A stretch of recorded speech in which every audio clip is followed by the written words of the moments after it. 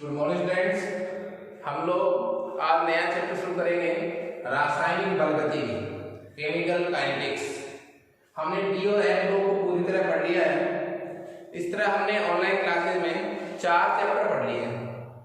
Online classes की series में हम 5वां चैप्टर आज ले रहे हैं, रासायनिक बल गतिकी।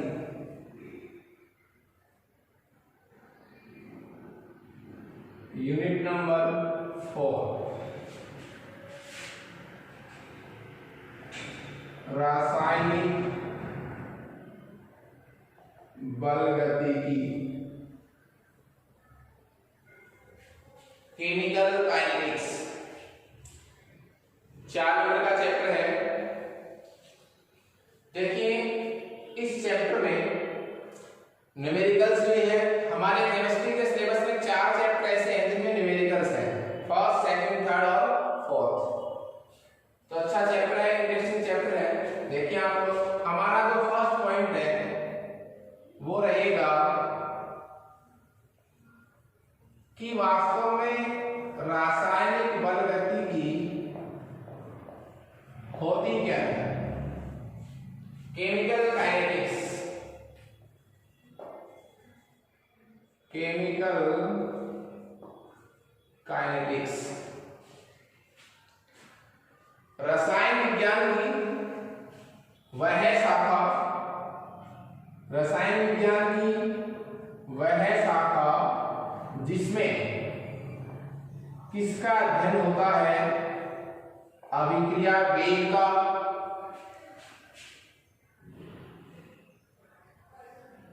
वेग को प्रभावित करने वाले कारकों का और अभिक्रिया की क्रियाविधि का अध्ययन होता है। वो ब्रांच क्या कहलाएगी, रासायनिक बल गतिकी। वापस से रिवाइज कर रहा हूं मैं, रसायन विज्ञान की वह शाखा जिसमें अभिक्रिया के वेग को प्रभावित करने वाले कारक तथा अभिक्रिया की क्रियाविधि का अध्ययन किया जाता है, वह शाखा क्या कहलाती है, रासायनिक बल गतिकी। हमारे लिए जो नया शब्द आया है वो है क्या, अभिक्रिया वेग। क्या है अभिक्रिया का वेलोसिटी, वेग क्या है।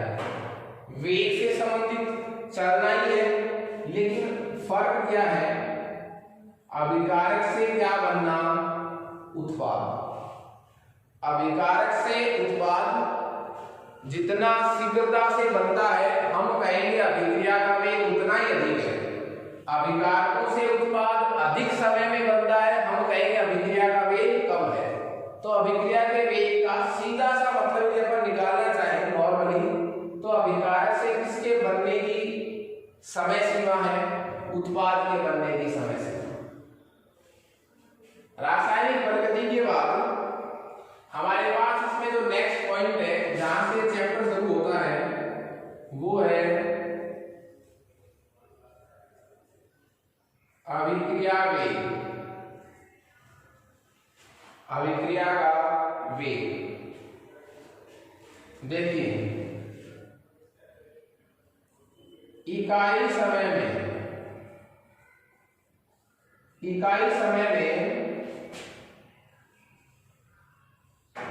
अभिकारक हो चाहे उत्पाद हो, इकाई समय में अभिकारक हो चाहे उत्पाद हो, की सांद्रता में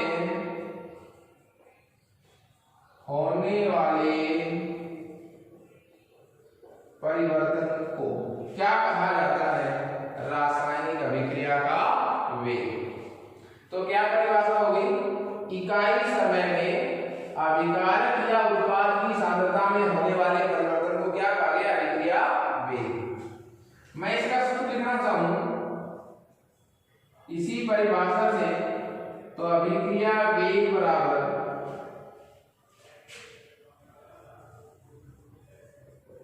अभिकारक हो चाहे उत्पाद हो, अभिकारक या उत्पाद की सांद्रता, मात्रा, मोल प्रति लीटर सांद्रता में जितना क्या हुआ है परिवर्तन, अभिकारक या उत्पाद की सांद्रता में जितना क्या हुआ है परिवर्तन, और वो परिवर्तन को तो ऊपर लिखा जाएगा, परिवर्तन में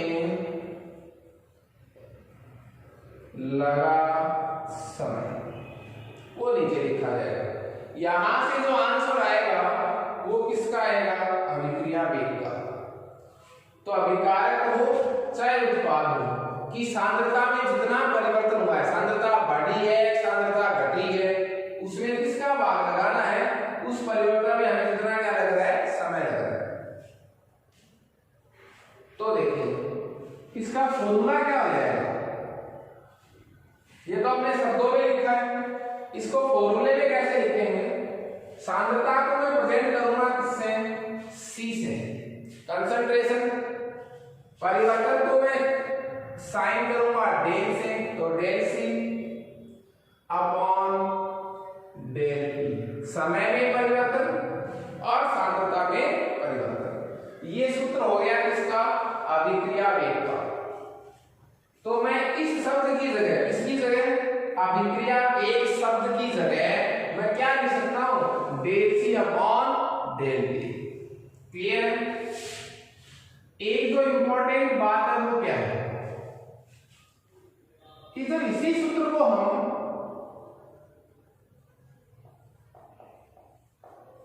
किसके संदर्भ में लिखेंगे, अभिकारकों के संदर्भ में जब हम इसी सूत्र को लिखना चाहेंगे, कौन से सूत्र को, del C upon del T, वो सूत्र तो सबके लिए आ गया, इसके लिए अभिक्रिया वेग के लिए। पर मैंने क्या कहा, सांद्रता किसकी बदल सकती है, अभिकारक की बदल सकती है, उत्पाद की बदल सकती है। अब अभिकारक है तो सूत्र में क्या चेंज आएगा, उत्पाद की सांद्रता बदल रही है तो क्या चेंज आएगा। यदि मैं इसी अभिक्रिया वेग के सूत्र को del C upon del T को अभिकारकों के संदर्भ में लिखना चाहूं तो वेग बराबर आ जाएगा minus del C upon del T। सूत्र के आगे किसका साइन लगा हुआ है, माइनस का। ऋणात्मक चिन्ह क्या कह रहा है, ऋणात्मक चिन्ह वेग को ऋणात्मक नहीं कह रहा है। इसका मतलब क्या है, क्योंकि समय बढ़ने के साथ साथ अभिकारकों की सांद्रता धीरे धीरे क्या होती जाती है, कम, इसलिए साइन कैसा लिखा है मैंने, माइनस। ये माइनस का चिन्ह वेग के माइनस होने को व्यक्त नहीं कर रहा है। माइनस क्यों लगाया मैंने, ये देखिए ये सूत्र के बाहर है, minus del C upon del T।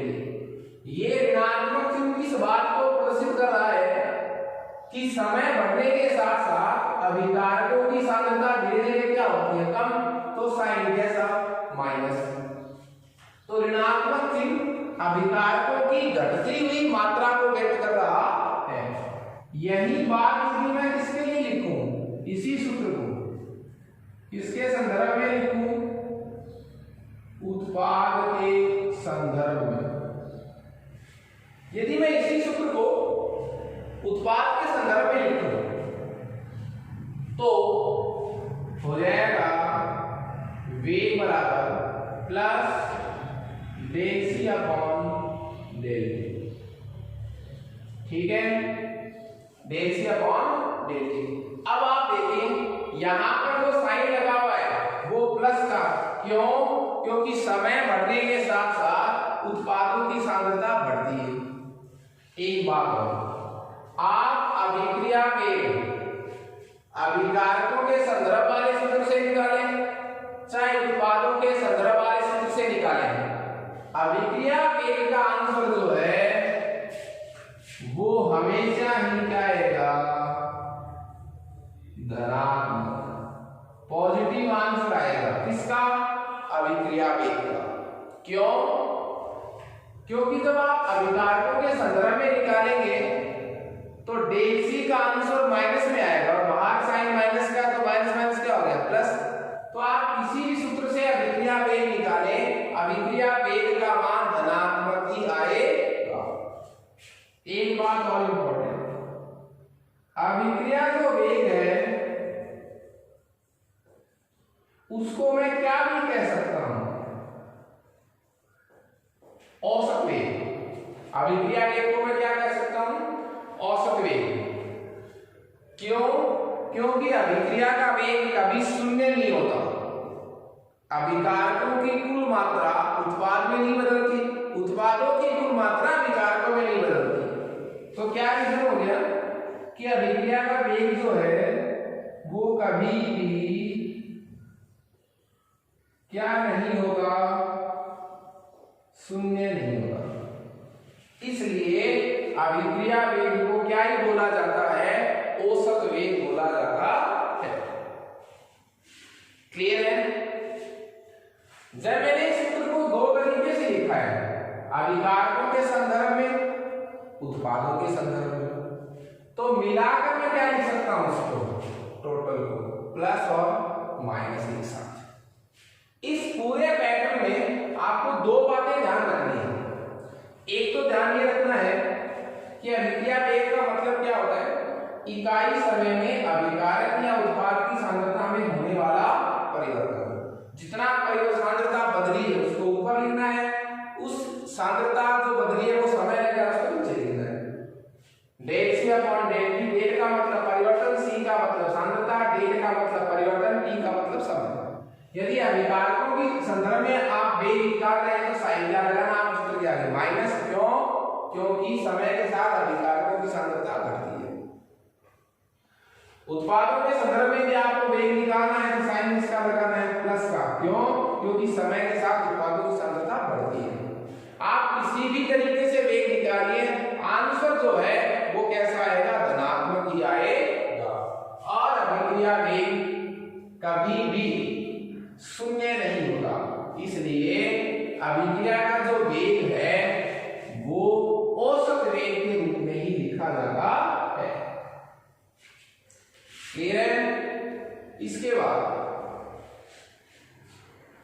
हमने अभिक्रिया का वेग पढ़ लिया है, उसकी परिभाषा पढ़ ली है। लास्ट में आपको इतना याद रखना है कि सांद्रता जितनी बदली है, सांद्रता में परिवर्तन, परिवर्तन में लगा समय, ये अभिक्रिया का वेग हो गया। हम इसी सूत्र पर कोई प्रश्न भी सॉल्व कर सकते हैं कि किस प्रकार सांद्रता बदलती है तो वेग किस प्रकार निकाला जाता है। इसके लिए हम एक उदाहरण लेंगे जिसमें हमें सांद्रता की वैल्यू दी हुई रहेगी और परिवर्तन में लगा हुआ समय दिया हुआ रहेगा। ठीक है? देखिए, जैसे मान लीजिए आपके पास एक सवाल है, क्वेश्चन लिख रहा हूं मैं।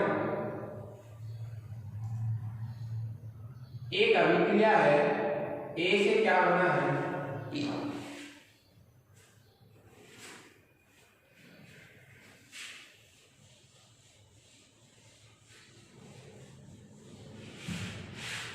एक अभिकारक है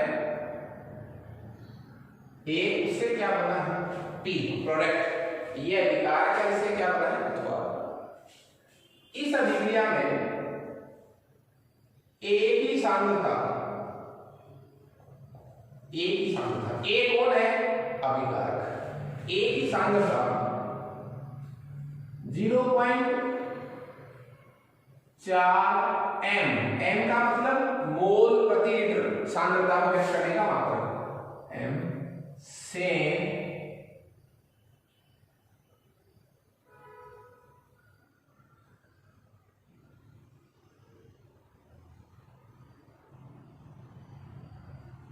0.04 m से 10 मिनट में 0.02 m रह जाती है। ये कोई अभिक्रिया थी जिसमें A से क्या बना, P। उसमें A की सांद्रता, अभिकारक जो A कौन है, अभिकारक, P कौन है, उत्पाद, की सांद्रता 0.4 मोल प्रति लीटर से 10 मिनट में घटकर 0.2 मोल प्रति लीटर रह जाती है। तो अभिक्रिया वेग की गणना की। ये मैंने एक प्रश्न लिखा है उस सूत्र को बताने के लिए। सूत्र क्या था? सूत्र हमारे पास था अभिक्रिया वेग बराबर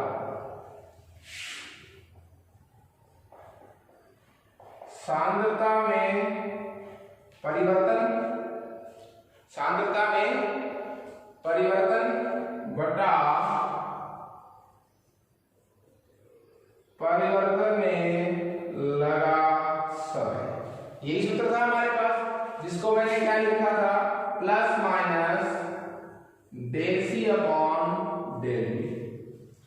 अब आपको इतना ध्यान रखना है कि सांद्रता तो परिवर्तन हम निकाल लेंगे 0.4 से 0.2, पर ये सांद्रता बदल किसकी रही है? अभिकारक की बदल रही है या उत्पाद की बदल रही है? तो सवाल को पढ़ने से देखिए 0.4 सांद्रता किसकी है? ए की, और ए क्या है इस अभिक्रिया में? अभिकारक है। तो हमें सांद्रता किसकी दे रखी है? अभिकारकों की। तो वेग भी किसके संदर्भ में निकालेंगे? अभिकारकों के संदर्भ में। तो साइन किसका रह जाएगा? माइनस। लीजिए माइनस। डेल सी का मतलब क्या है? सांद्रता में परिवर्तन। अंतिम सांद्रता माइनस प्रारंभिक सांद्रता। अंतिम सांद्रता कितनी है? 0.2 m माइनस 0.4 m बटा 10 मिनट। क्लियर है? देखिए यहां से आंसर कितना आएगा? माइनस, और यह आंसर खुद माइनस का 0.2 m बटा 10 मिनट। तो माइनस माइनस क्या हो गया? प्लस। तो जो आंसर है अभिक्रिया का वेग वो हमेशा धनात्मक ही आएगा। तो आंसर हो जाएगा 0.2 बटा 10। ठीक है, और इसको आप सॉल्व कर लेंगे। m को क्या लिख सकता हूं? मोल प्रति लीटर। m की जगह क्या लिख सकता हूं? मोल प्रति लीटर। और ये मिनट के ऊपर इनवर्स हो जाएगा, मोल प्रति लीटर इनवर्स मीटर इनवर्स। इस तरह हमें इस सूत्र को यूज करना है। इसी प्रश्न में मान लीजिए आपको अगली सांद्रता क्या कहता हो? ये सवाल तो आपको समझ में आ गया। इसी सवाल में अगला कह सकता था कि चूंकि A से क्या बना है? P। इस अभिक्रिया में किसकी सांद्रता? P की सांद्रता। P की सांद्रता 0.4 m से 10 मिनट में बढ़कर कितनी हो गई? बढ़कर कितनी हो गई? 0.8 m हो जाती है। तो अभिक्रिया वेग की गणना। ऐसा सवाल चेंज हो जाता तो क्या करते? अभिक्रिया वेग हमारा सूत्र वही रहेगा, सांद्रता में परिवर्तन, परिवर्तन में लगा समय। अब देखिए सांद्रता हमें किसकी दे रखी है? अभिकारक ये है, उत्पाद ये। सांद्रता में परिवर्तन किसका दे रखा है? किसकी सांद्रता बढ़ी ही बता रहा है? P की। P क्या है यहाँ इस अभिक्रिया में? उत्पाद है। तो साइन सूत्र में किसका लगेगा? प्लस का। ठीक है, लीजिए ये साइन किसका लगेगा? प्लस का। सांद्रता में परिवर्तन, अंतिम सांद्रता माइनस प्रारंभिक सांद्रता। अंतिम कितनी है? 0.8। प्रारंभिक कितनी है? 0.4। साइन किसका? प्लस का। रिजल्ट किसमें आ गया? 0.4। तो आंसर किसमें आ गया? प्लस में। ये बाहर किसका था? प्लस का साइन था। इसका आंसर भी किसमें है? प्लस में है। तो प्लस ही रह गया, आंसर भी किसमें आ रहा है? पॉजिटिव आ रहा है। तो आप चाहे अभिकारकों के संदर्भ में अभिक्रिया वेग निकालें, चाहे उत्पादों के संदर्भ में अभिक्रिया वेग निकालें, आपके पास अभिक्रिया वेग का जो आंसर है वो हमेशा क्या आएगा? धनात्मक आएगा। क्लियर है? तो आप लोग अभिक्रिया वेग को समझ चुके हैं, उसकी परिभाषा आपने पढ़ ली है और इसका सूत्र पढ़ लिया। सूत्र के बेस पर हमने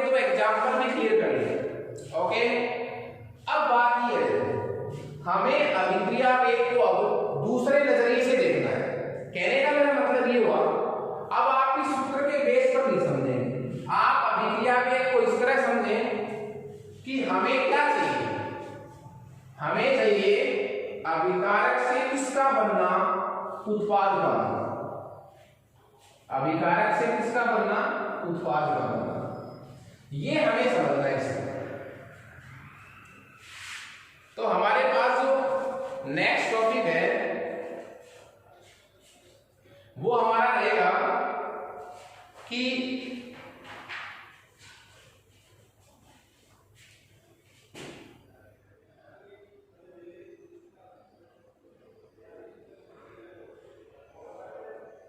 अभिक्रिया वेग को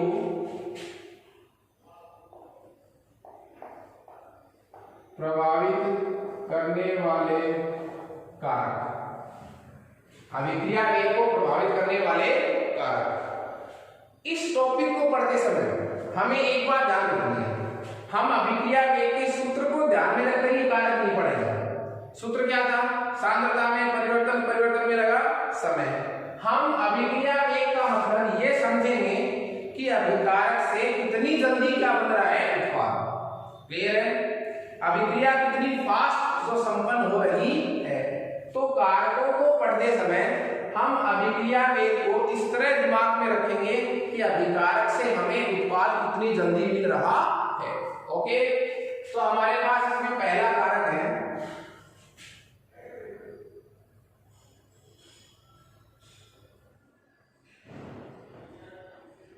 अभिकारक की प्रकृति, नेचर ऑफ रिएक्टेंट, अभिकारक की प्रकृति।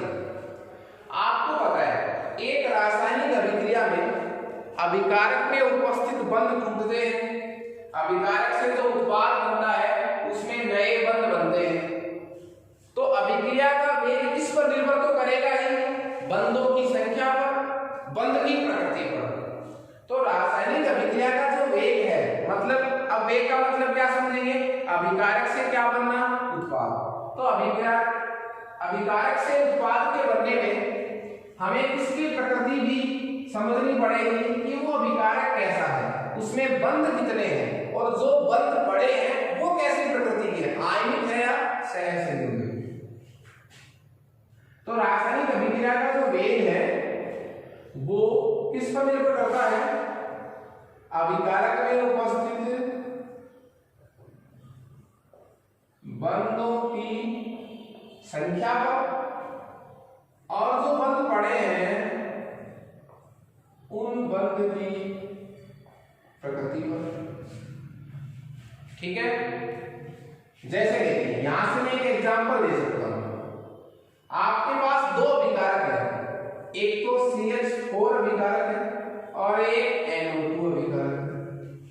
कौन फास्ट रिएक्शन करेगा, कौन जल्दी उत्पाद बनाएगा? CH4 में कितने बंध हैं, 4। NO2 में कितने बंध हैं, बोलिए 3। ये तो वैलेंसी है, तो इसमें कितने बंध हैं, 3। तो कौन फास्ट रिएक्शन करेगा, कौन जल्दी उत्पाद बनाएगा, CH4 या NO2? NO2।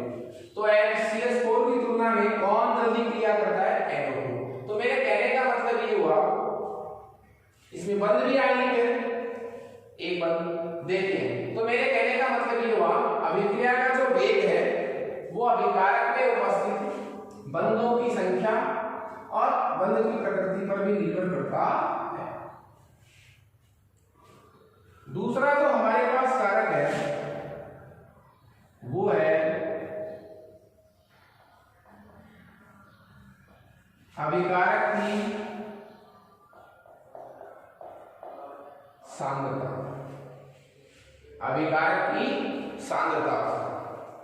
सांद्रता का सीधा सा मतलब आप मात्रा से समझें, अमाउंट। ठीक है, मोल प्रति लीटर में। जितना ज्यादा अभिकारक होगा उतना ही अभिकारक इसमें फास्ट चेंज होगा उत्पाद में।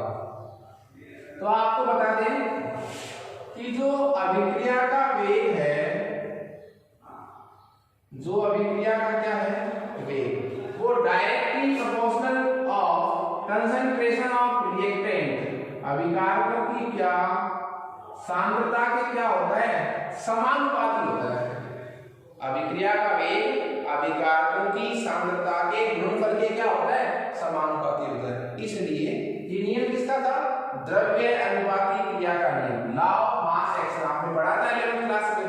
द्रव्य अनुपाती क्रिया का नियम क्या कहता है कि अभिक्रिया का जो वेग है वो अभिकारकों की सांद्रता के गुणनफल के क्या होता है, समानुपाती होता है।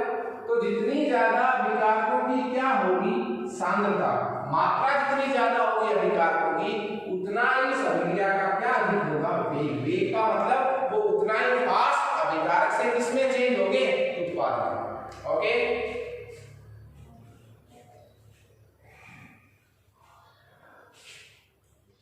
तीसरा हमारे पास कारक है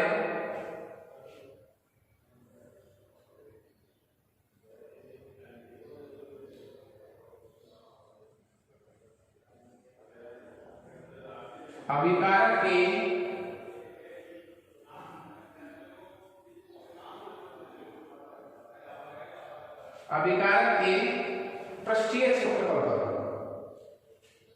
ये वाला जो कारक है तीसरे नंबर वाला, वो कैसी अभिक्रियाओं में लगता है,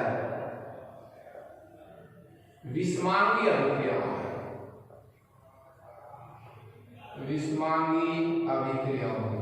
ये वाला जो कारक है सी, जो कौन सी अभिक्रियाओं में लगता है, विषमांगी अभिक्रियाओं में। विषमांगी अभिक्रियाओं में क्या होता है, जो उत्प्रेरक होता है वो कैसी अवस्था में होता है, ठोस। और जो रिएक्टेंट होता है, जो अभिकारक होते हैं, जो कौन होते हैं, अभिकारक, वो सामान्यतः क्या होती है, गैस। विषमांगी अभिक्रियाओं में उत्प्रेरक सामान्यतः कैसा होता है, ठोस। अभिकारक कैसा होता है, सामान्यतः गैस। तो उनमें क्या होता है, गैस पहले ठोस की सतह पर क्या होती है, अधिशोषित होती है। और आपको पता है अधिशोषित होने में आपके पास तभी सुटेबल कंडीशन होती है जब अभिकारक का पृष्ठीय क्षेत्रफल क्या होता है, अधिक। मतलब किसका पृष्ठीय क्षेत्रफल ज्यादा हो, उत्प्रेरक का पृष्ठीय क्षेत्रफल जितना ज्यादा होगा, ये क्षेत्रफल जितना ज्यादा होगा किसका, ठोस उत्प्रेरक का, उतना ही अधिक से अधिक कौन, गैस यहां आकर क्या होगी, अधिशोषित होगी। और उस विषमांगी अभिक्रिया का वेग उतना ही क्या होगा, अधिक होगा। क्यों, विषमांगी अभिक्रिया जब संपन्न होती है तो उसमें एक स्टेप आता है कि गैस को किस पर अधिशोषित होना है, ठोस पर। जब गैस ठोस पर अधिशोषित हो जाती है तो उस गैस की क्रियाशीलता और बढ़ जाती है। और गैस कब ज्यादा अधिशोषित होगी, जब उस उत्प्रेरक की सतह बहुत ज्यादा क्या होगी, अधिक होगी, उसका क्षेत्रफल क्या होगा, अधिक होगा।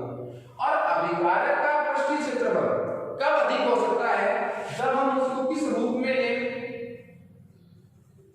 या तो पोरस, उसमें छिद्र हो, या फिर वो किस रूप में हो, बुरादे के रूप में हो। बुरादा करने से पृष्ठीय क्षेत्रफल बढ़ जाता है, अधिशोषण बढ़ जाता है, अभिक्रिया का वेग क्या हो जाता है, बढ़ जाता है। इसका बहुत अच्छा एग्जांपल है हमारे पास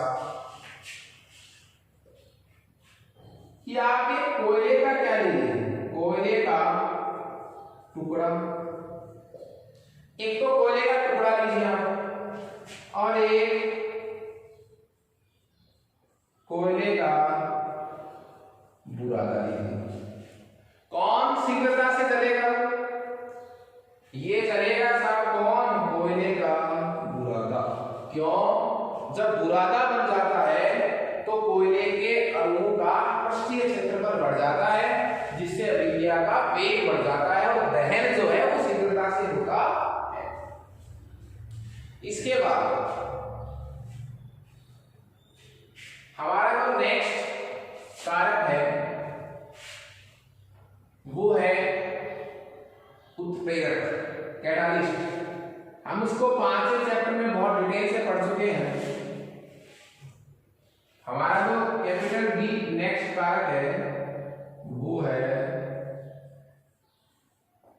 उत्प्रेरक, कैटालिस्ट। देखिए उत्प्रेरक जो है वो अभिक्रिया के वेग को बढ़ा भी सकता है और घटा भी सकता है। मैंने आपको एक ग्राफ से एक तथ्य समझाया था, स्टेटमेंट आपको बताया था। नॉर्मली मैं बता देता हूं यहां पर, ये किसकी एनर्जी है, यहां से लेकर यहां तक, ये है अभिकारकों की ऊर्जा, एनर्जी ऑफ रिएक्टेंट।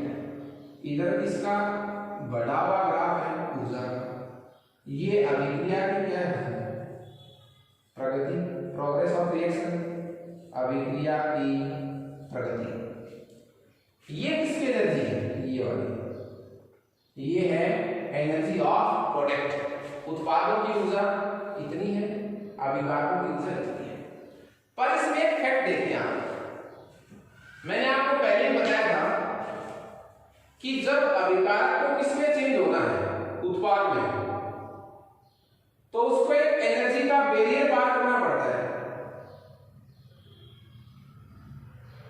एक अवरोध पार करना पड़ता है उसको। और वो अवरोध क्या है, संक्रमण अवस्था वाला। वो अवरोध क्या है, संक्रमण अवस्था वाला। ये वो बैरियर है जिसको क्या करना पड़ेगा, पार करना पड़ेगा।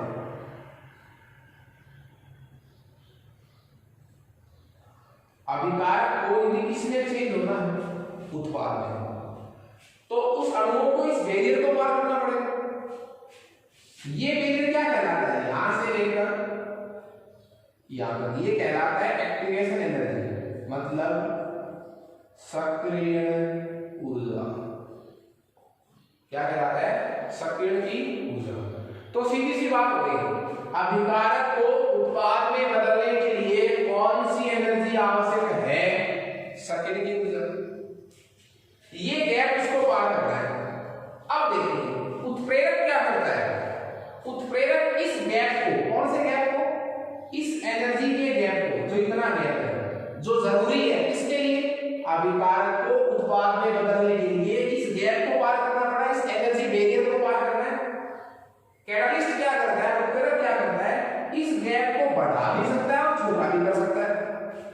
जैसे ही वो इस गैप को क्या करेगा, बढ़ाएगा, इस एनर्जी के गैप को क्या करते हो, बढ़ा देगा।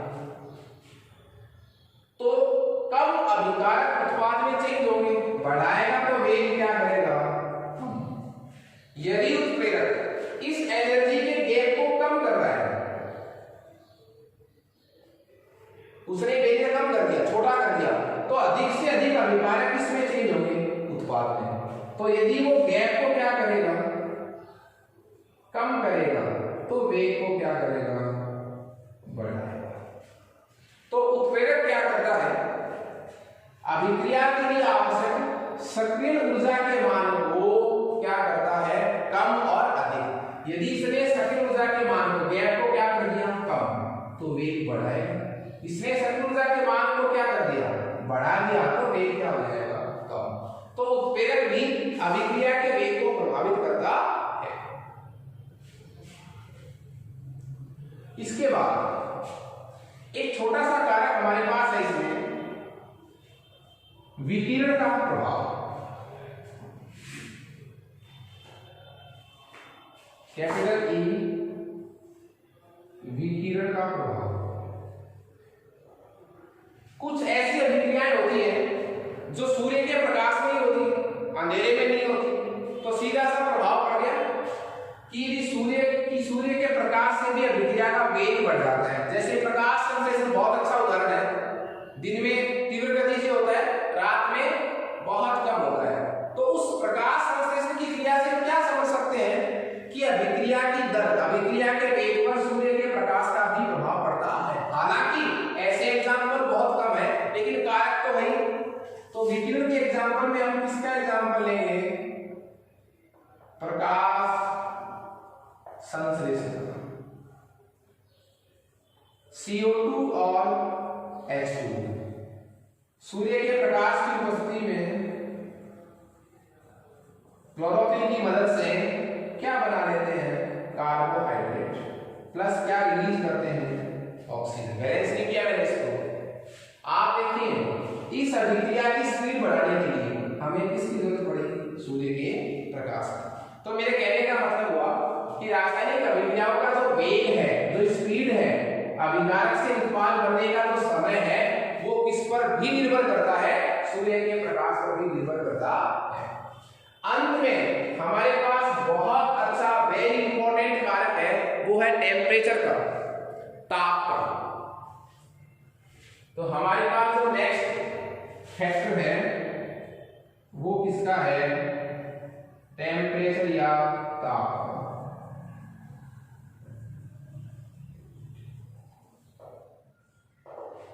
टेम्परेचर का, ताप का। इसमें सबसे इंपॉर्टेंट कारक जो है वो किसका है? ताप का है। अभिक्रिया वेग पर बोलो किसका प्रभाव? ताप का प्रभाव। देखिए, जब क्या बढ़ाया जाएगा? ताप। जब ताप बढ़ाया जाएगा तो अभिक्रिया का वेग भी बढ़ता है। सामान्यतः प्राय क्या देखने में आता है कि जब हम अभिक्रिया में किसको इंक्रीज करते हैं? ताप को, तो अभिक्रिया वेग भी बढ़ता है। सामान्यतः ताप बढ़ाने से अभिक्रिया की स्पीड बढ़ जाती है, अभिकारक से उत्पाद बनना और अधिक तीव्रता से होने लग जाता है। उसका रीजन क्या है? जैसे आप क्या इंक्रीज करेंगे? ताप। जैसे आप ताप इंक्रीज करेंगे,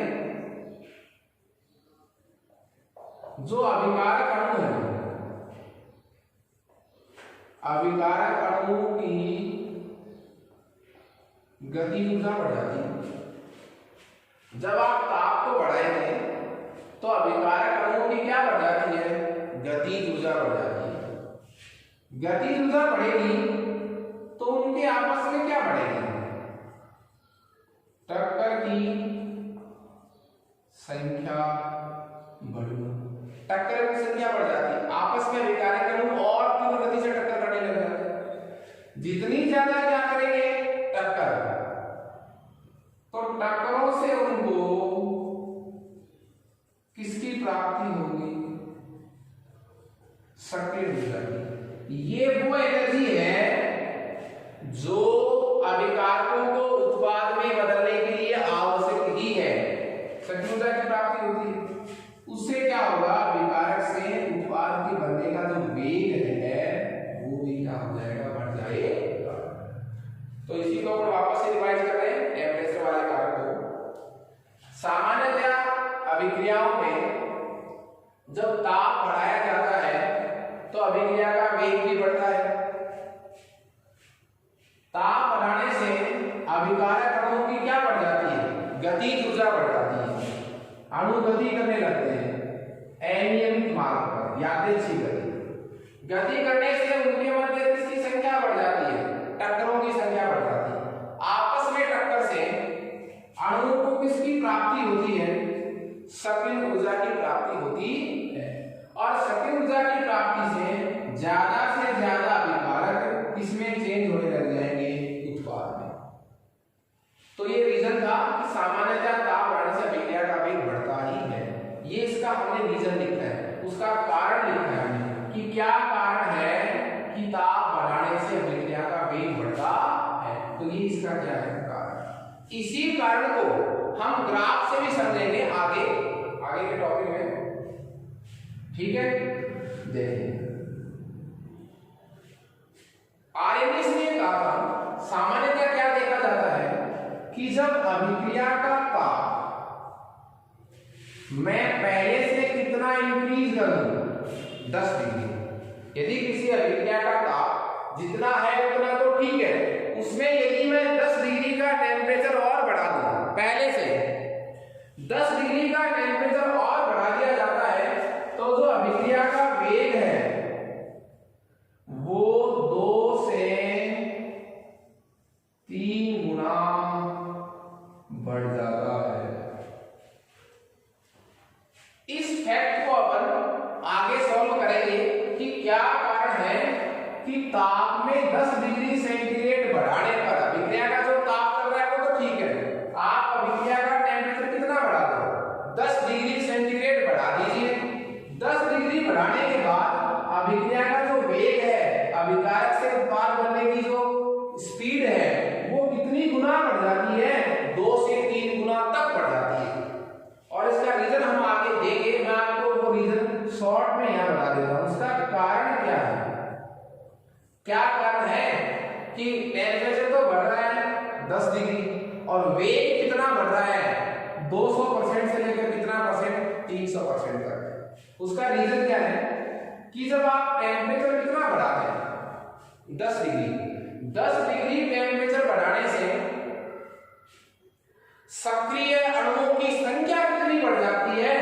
2 से 3 गुना। सक्रिय अणु कौन से हैं? ऐसे अणु जिनके पास पर्याप्त सक्रिय ऊर्जा है उत्पाद में बदलने के लिए, वो अणु क्या कहलाएंगे? सक्रिय अणु। तो 10 डिग्री टेम्परेचर बढ़ाने से सक्रिय अणुओं की संख्या 2 से 3 गुना बढ़ जाती है, इसलिए अभिक्रिया का वेग भी 2 से 3 गुना बढ़ जाता है। ओके, आप लोगों को मैंने बलगति के नोट्स शेयर कर दिए हैं। आपको अपनी कॉपी में 2 पेज रखकर नेक्स्ट पेज से आप इन चैप्टर शुरू करेंगे।